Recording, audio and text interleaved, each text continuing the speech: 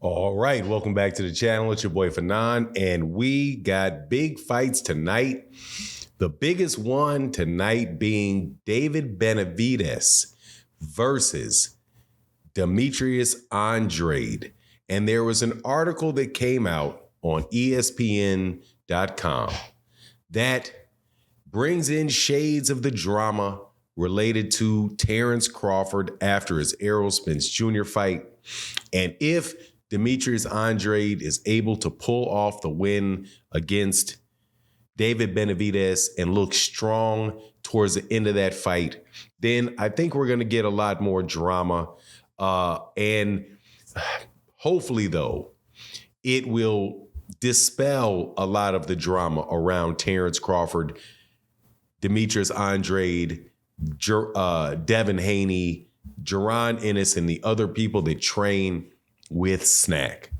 Let's talk about that in this video.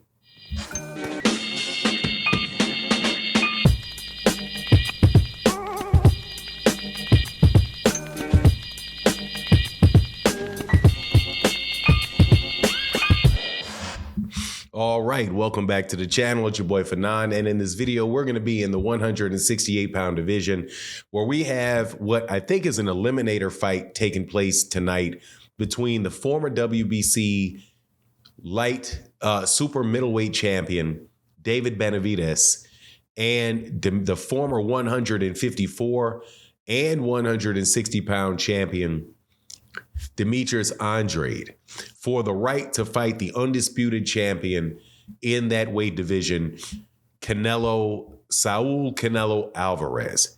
And this is just not the only really good fight on the card. You also have Jermall Charlo fighting Jose Benavidez, and you also have the 140-pound champion. I believe he's the IBF.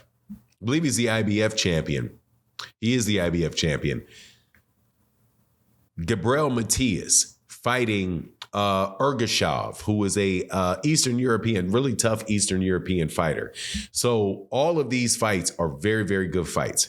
But the headliner of it is obviously the Demetrius Andrade David Benavidez fight. And I'm going to tell you what I think is going to happen in this video and the unfortunate article that was written by Mike Coppinger ahead of this, where Victor Conte has to staple himself to Demetrius Andrade's fight. And I think that is an unfortunate thing because of just the reputation and the controversy surrounding Victor Conte. Now, before I get into that, though, let me welcome you back to the channel. If you are new to the channel, please accept my invitation to hit the subscribe button, hit the bell icon so you can notify when we release more videos. And if you're a longtime subscriber and supporter of the channel, thank you guys so much for your continued support. Early in the morning, let me take my sip of my coffee.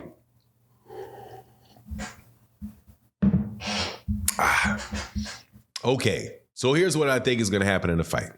I got David Benavidez winning the fight by decision.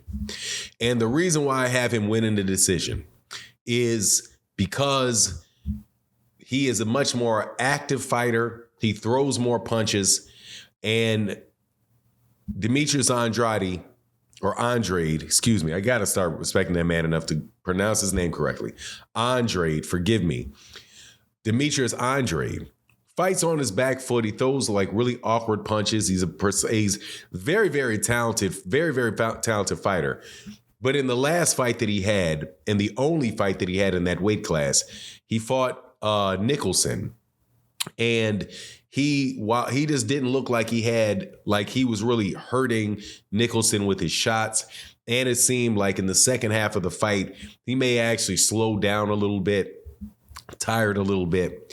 And if you do that with David Benavidez, then what you're going to wind up seeing is David Benavidez is going to start trying to go downhill on you because he does not get tired in the later rounds. If you looked at the last fight that he had with Caleb Plant, who fights in a similar style,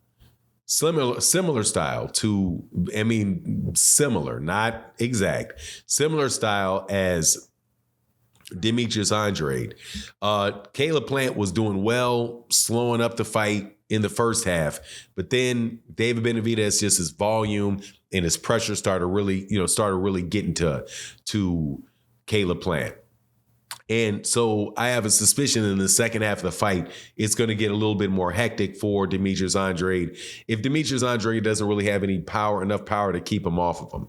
However, this is where the time with Victor Conte could come into play. And I think that's where you'll see, if you're going to see any controversy around it, it's going to be if Demetrius Andrade shows a different characteristic in the second half of the fight or the later third of the fight, say the last 4 rounds, than he has in previous fights, right? And I had the strength and conditioning coach for Regis Prograis on the channel, interviewed him, Evan Tobler, and I asked Mr. Coach Tobler what he thought about Snac and the products, and he said, "Look, man, the Snac products really work." And he said, "Look, it's as close as you can get to the real stuff." Again, Snac is the closest thing that you can get to the real stuff. And Victor Conte is also on a Netflix documentary talking about how he has the ability to give people supplements that do the same thing as the illegal ones, but will not be illegal, and how you can change the molecule, a molecule here or a molecule there, and now it doesn't have the same chemical footprint as the other chemicals that have been banned. And so that is how, an edge that he and his organization can give to fighters.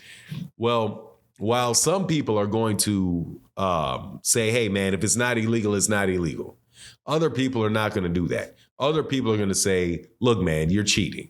You know that is a performance-enhancing drug. It's just not a performance-enhancing drug that's on the list."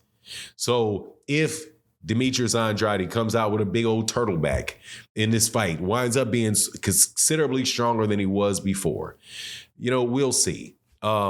We'll see what people will say about it. Now, I don't know whether or not David Benavidez was snacked. I mean, I may do this video when somebody can pop up and say, "Well, David Benavidez was snacked, so why are you talking about it?" Because it doesn't matter if David Benavidez is with snack or not with snack, because 2 people that could possibly be doing something illegal are still 2 people doing it. They're both doing it. That doesn't mean because one could possibly do it, that doesn't mean the other one can't possibly do it. But at the end of the day, man, I just hope that I would really love for all of this type of stuff to go away, where we really didn't have to worry about it. But I just don't think that's ever going to be the case. But again, short of Demetrius Andrade looking really Andrade being very, very strong in the second half of the fight, and really being able to hurt and cause those type of problems for David Benavidez, I see David Benavidez winning. However, regardless of that, even if he gets tired in the second half of the fight, Demetrius Andrade still has the ability to win that fight, because he's an excellent fighter who still never lost a fight. These are 2 undefeated fighters. So looking forward to it. Should be a lot of fun.